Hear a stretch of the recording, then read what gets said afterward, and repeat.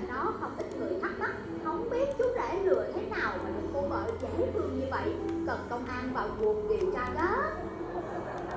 Cảm ơn các bạn đã quan tâm theo dõi video. Nhớ nhấn đăng ký kênh Tin Ngắn 3 Phút để xem những video mới mỗi ngày nha.